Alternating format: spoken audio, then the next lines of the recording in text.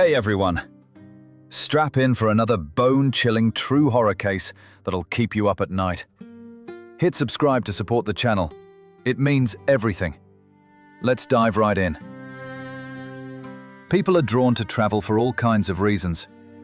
Relaxation, a change of scenery, the thrill of new experiences, meeting different people, or simply spending time alone with their thoughts. But sometimes, the search for adventure and adrenaline pushes people too far. Those who travel solo, especially into remote, wild, or abandoned places, face the highest risks. If something unexpected happens, an accident, an attack, or any kind of emergency, there might be no one around to help. The story of a young man named Sidney Lute bears a striking resemblance to that of American traveler Christopher McCandless, who set off alone into the uninhabited, rugged wilderness of Alaska. Sadly, McCandless's journey ended in tragedy. His life story became the basis for several books and films, most notably Sean Penn's emotional drama, Into the Wild. As for Sidney, his fate has remained a mystery for years. But let's start from the beginning. Sidney Lute was born on October 3, 1997, in a small Dutch town called Asylum, located in the North Holland province of the Netherlands. He was the oldest of three siblings born to René and Natasha Lute, and grew up alongside his younger brother and sister. The Lute family was close-knit and supportive. However, when Sidney was in middle school, his parents made the decision to part ways. After the separation, Sidney stayed with his father, while the younger siblings lived with their mother. Despite the split, René and Natasha remained on good terms, co-parented effectively, and continued to play active roles in their kids' lives. From an early age, Sidney was a quiet and introspective young man.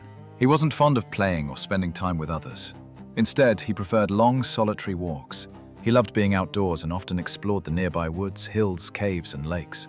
During his teenage years, he began taking short, solo hiking trips, gradually developing an interest in wilderness survival and behaving as if he were preparing for some larger adventure.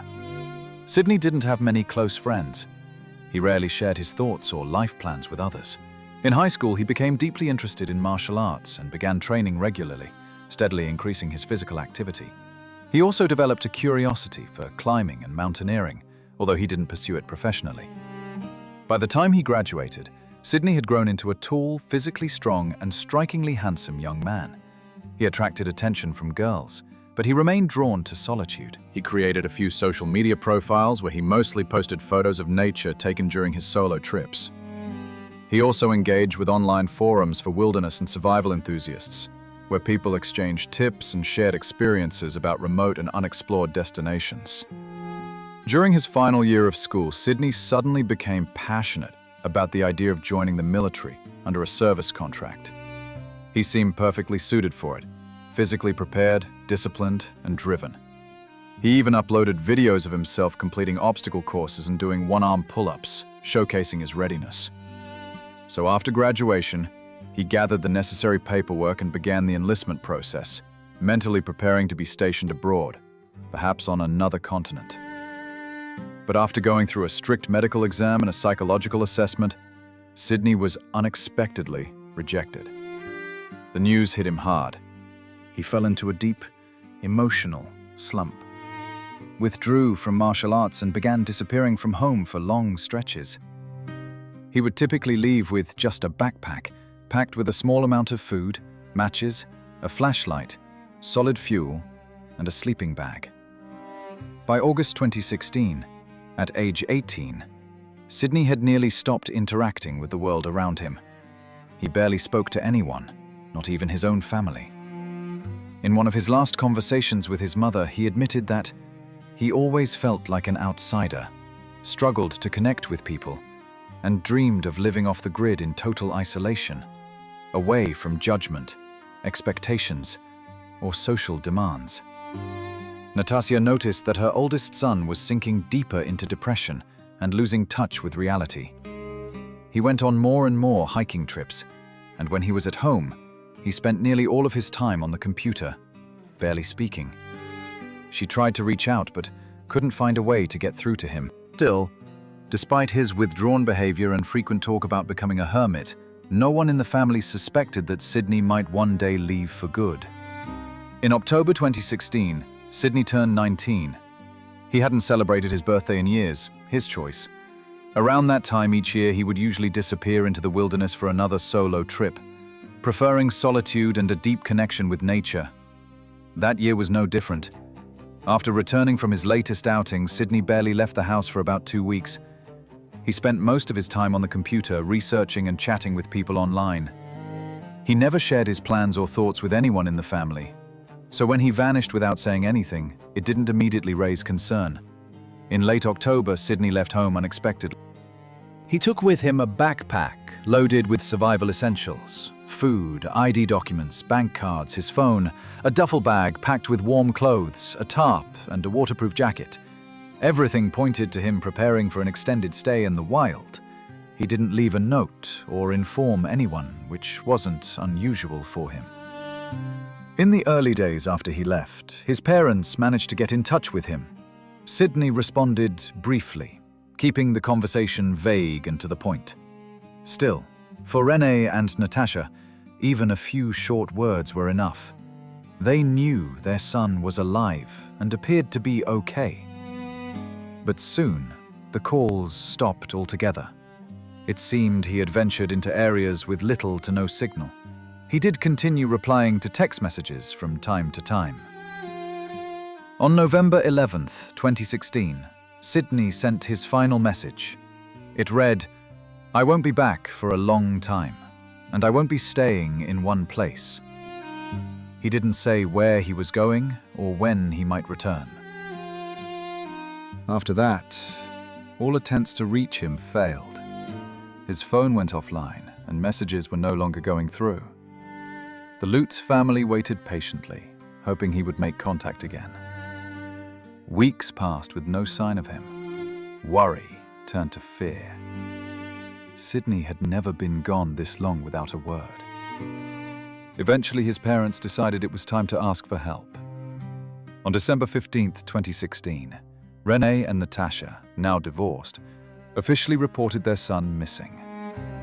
Due to local laws, however, authorities didn't launch an active search for another 2 weeks. Investigators started by piecing together the circumstances of Sidney's disappearance. They gathered his personal details, recent photos, combed through his social media profiles, messages and call history. A detailed description was compiled. 6 feet tall, strong build, dark blonde hair, blue-gray eyes, and a straight nose. He had no distinguishing marks, no tattoos, piercings, or birthmarks. Visually, he was an athletic, good-looking young man with no history of trouble with the law. Detectives quickly discovered that the day after Sidney left home, he withdrew cash from his bank account in a nearby town, about 30 miles from Asylum. From there, he traveled toward Groesbeek, near the German border, where he stayed for nearly 3 weeks. Then, he relocated to a campground in a place called Den Uver, where he rented a small cabin on the outskirts of the property. People at the campground remembered him well, a quiet, reserved, striking-looking young man who avoided social contact. He appeared downcast. When others tried to talk to him or offer help, he would politely decline, saying he just needed time alone and wasn't looking for anything. On December 10th, 2016, Sidney packed up his belongings and left the campground on foot. The next day, surveillance cameras at a supermarket in Den Uver captured him shopping for canned goods and instant noodles. He paid in cash. He was dressed in a warm jacket, sweatpants, sneakers, and a knit cap. He carried a hiking backpack and a duffel bag. Photos of Sidney were circulated in the area where he was last seen and in nearby towns, asking anyone with information to come forward. Investigators later discovered that back in late October, he had purchased a train ticket to France. His destination was Alsace, and he left for it just a couple of days before his parents reported him missing. This meant that if the search had started right away, there might have been a real chance of finding him. Police requested surveillance footage from train stations he would have passed through, but by then it was too late. Due to storage limits, all relevant footage had already been erased, so there was no way to confirm whether he had boarded the train or reached his intended destination. Was he headed to an abandoned psychiatric hospital? Detectives examined Sidney's internet search history and found that in the months leading up to his disappearance, he had taken a strong interest in Artenberg Hospital, a long-abandoned psychiatric facility located just a few dozen miles from Colmar. This wasn't just a single, empty building. It was an entire complex spread across a large area, including underground tunnels, utility shafts, and extensive basements. The site had a dark, mysterious reputation and attracted thrill-seekers and urban explorers. Locals called it the Devil's Clinic. It sat atop the Schlucht Pass, not easily accessible. It's believed Sidney may have walked there from the train station, as no public transit served the area, and he likely wouldn't have accepted a ride due to his aversion to talking with strangers. Though much of the facility had been vandalized or partially destroyed, it was still a common stopover for hikers, some staying for days, others for weeks. Unfortunately, the site was also frequented by people living off the grid, including those avoiding law enforcement or experiencing homelessness. And so, the search for Sidney continued there. Authorities soon found hikers who claimed to have seen someone matching Sidney's description in the area. Some even recognized him from the circulated photo, though none could say with absolute certainty it was him. Police brought in tracking dogs which managed to pick up his scent in several parts of the compound. However, the trail kept going cold. When officers shared this lead with Sidney's family, they weren't surprised. He had the skills to survive in the forest for extended periods, living off berries, wild fruits, pine cones, and nuts. The buildings offered shelter from the elements, and he had left with warm clothes and food supplies. By January 2017, French gendarmes and mountain rescue teams, often deployed to help lost or injured hikers, joined the search effort. Scouring the entire Artenberg complex and the surrounding dense forest took time, but yielded no clear signs of Sidney's presence. His family actively participated in the search. As mentioned earlier, Sidney had long admired the story of American traveler Christopher McCandless, also known as Alexander Supertramp. McCandless came from a well-off family and had the opportunity to earn a top-tier education and pursue a successful career, but he chose a different path. Christopher had always been known for his strong will and determination. From a young age, he set clear goals and stayed true to his ideals. He trained regularly, building his endurance and developed a solid and resilient physique. After graduating from high school in 1986, he embarked on his first major journey, traveling solo across the country in just a few months. From then on, adventure and exploration became his passion. Though pressured by his parents, Christopher enrolled in college. But soon after, he gave away most of the money they had provided for his education and hit the road again. He adopted the name Alexander Supertramp and set out to disconnect from the materialistic society he resented, choosing instead a life of solitude and self-reflection. He taught himself how to survive in the wild, forage for food, and live for long periods without human contact. He rarely planned his travels in detail, embraced danger, and found deep satisfaction in a life far removed from civilization. In 1992, he made his way to Alaska and entered its remote wilderness. There, he discovered an abandoned bus, which became his shelter for several months. Eventually, weakened and ready to return to society, he found his path back blocked by the swollen Teclanica River. Ironically, the crossing point was just about a half-mile from the bus, but Christopher, who refused to use maps, didn't know that. On August 12, 1992, physically exhausted and severely malnourished, he made a final entry in his journal, suggesting he sensed the end was near. His body was discovered by a hunter who entered the bus on September 6, 1992. By then, Christopher had likely been gone for several weeks. At the time of his passing, he weighed just over 66 pounds. Christopher's story was chronicled in the 1996 book Into the Wild by John Krakauer. In 2007, director Sean Penn adapted the book into a film of the same name, which earned 2 Academy Award nominations. Now, back to Sidney Lute's case. In February 2018, A new theory emerged suggesting that Sidney might have been the victim of a crime. That same year, a 55-year-old Dutchman named Jos was arrested. He had been charged with a serious offense involving an 11-year-old boy back in 1998.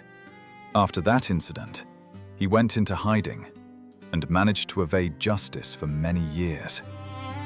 Evidence linking Jos to the 1998 case was discovered in a cabin near the abandoned Artenberg hospital, the very area Sidney was believed to have headed toward. The cabin was owned by a local tourism association, where Jos had worked. Investigators found traces of DNA from the long-missing boy, which ultimately led them to the suspect. It's worth noting that Jos was also known for his ability to hide out and survive in the wilderness. So when he realized that law enforcement had finally caught up with him after all those years, he tried to flee to Spain, but was ultimately captured. He was found guilty in connection with the 1998 case and sentenced to 16 years in prison. Investigators looked into whether Sidney may have crossed paths with Jos in December 2016, around the time Sidney is believed to have arrived in Colmar and headed toward the abandoned hospital. Jos's cabin was situated along a route commonly taken by hikers headed to that site. It served as a starting point for many treks. However, after an in-depth investigation, authorities found no evidence of a link between the convicted offender and the missing young man. Another theory, perhaps the most painful for Sidney's family, is that he may have chosen to end his life. Those close to him were aware of his long-standing struggles with depression and feelings of isolation. He had difficulty connecting with others and often expressed that he felt out of place in the world. Though he never explicitly talked about ending his life, he frequently spoke about disappearing into remote places to live alone, away from society. The last known person to interact with Sidney was an employee at the campground where he had stayed before heading toward Artenberg. The man described him as withdrawn, distant, and deeply introspective. He didn't speak to anyone, and when approached, simply said he wanted to be left alone. His parents also believed Sidney may have deliberately chosen to retreat into the abandoned hospital to isolate himself for an extended period. During winter, he could have sheltered in one of the many vacant rooms, and when the weather improved, moved deeper into the woods. While Sidney had always sought solitude, Renee and Natasha refused to believe that their son would intentionally bring harm upon himself. But in February 2018, this theory resurfaced when a body was found floating in the sea near a popular resort on the Costa Brava in Catalonia, Spain. The deceased was a young man, resembling Sidney in age and build. He wore a vest with multiple pockets, each stuffed with heavy stones. Authorities recovered the body and transported it to a forensic lab. An autopsy concluded that the man had drowned, and no other injuries were found. Based on these findings, it was strongly suspected that he may have taken his own life. The body had been in the water for an extended period, which caused significant changes in appearance, making visual identification impossible. Many believed it could be Sidney, as the height, age, and physique matched. However, the man had a noticeable bump on his nose, something Sidney did not. To confirm the identity, investigators ordered further tests, including a DNA comparison. Spanish police launched a detailed inquiry and brought in Interpol to assist. A DNA sample from the deceased was run through the International Missing Persons database, but no matches were found. To be sure, they directly compared the DNA with Sidney's and ultimately confirmed that the body found at sea was not him. Sidney's parents experienced a complex mix of emotions. On the one hand, they desperately wanted to uncover the truth behind their son's disappearance. On the other, they held on to the hope that he was still alive somewhere and would one day reach out on his own. The search efforts extended across several European countries. Even though many years have passed since Sidney vanished without a trace, his family has never stopped looking for him and refuses to let the case go cold. In 2022, 6 years after his last known communication, his mother made the decision to return to the place where he was last seen. Natasha, accompanied by her younger son, traveled to Colmar and began posting flyers with Sidney's information throughout the area. Along with recent photos taken just days before he went missing, she included an age-progressed image showing what he might look like today. Unfortunately, the effort didn't produce any new leads. Since his disappearance, Sidney hasn't used his bank cards, logged into any of his social media accounts or survival forums, and his phone has remained off since late December 2016. The last trace of his identification appeared when he bought a train ticket to France. After that, his passport or any form of ID was never detected in official systems again. It's possible he chose to live off the grid, surviving in remote forests, occasionally coming into town just to restock supplies, picking up odd jobs, and completely turning away from modern life, much like his role model, Christopher McCandless. But it's important to remember that Supertramp's journey took place in the late 80s and early 90s. In today's world, staying invisible, unseen by security cameras and digital footprints is nearly impossible. So if Sidney had re-entered society at any point, he likely would have shown up somewhere. Over the years, there have been occasional reports from different cities and countries across Europe, sightings of a man among the homeless population who resembled the missing young man. Each time, authorities and family members followed up on the tips, but none of them led anywhere conclusive. Several years ago, the Lute family announced a reward of €10,000 for any verified information about Sidney's whereabouts or proof that he is still alive. Even that yielded no new developments.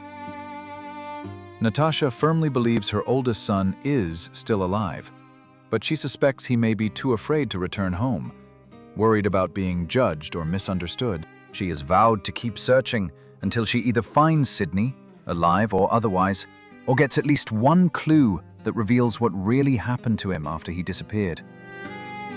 Thanks for watching, everyone. Smash that like button, drop a comment, and share to help grow the channel. Your support means the world. Catch you next time.